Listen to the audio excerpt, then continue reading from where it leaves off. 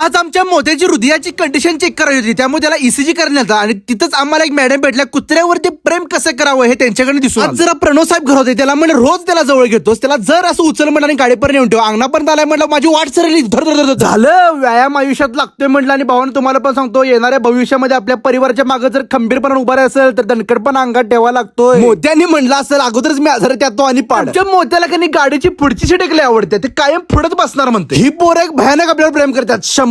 पण्या म्हणलं मी बसतो, मी म्हणलं जाणार काय बघ, तिचा पायाने मोडशील बघ, ती शिपूट बघा शिपूट बघा आता बघा.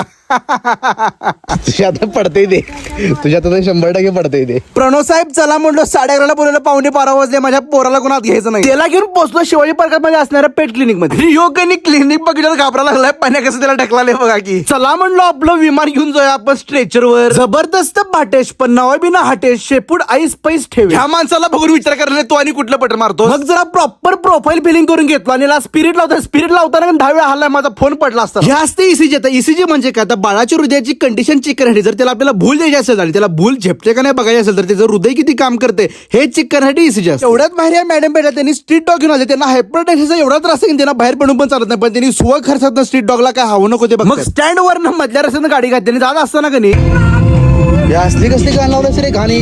तर त्याचं म्हणणं काय, तो गाडी चालवत असताना म्हणा त्याला अमेरिकेत असल्याचा फील होतोय. जगात कोण कशाचा फील कधी गेले हे आपण कधीच सांगू शकत नाही 100%.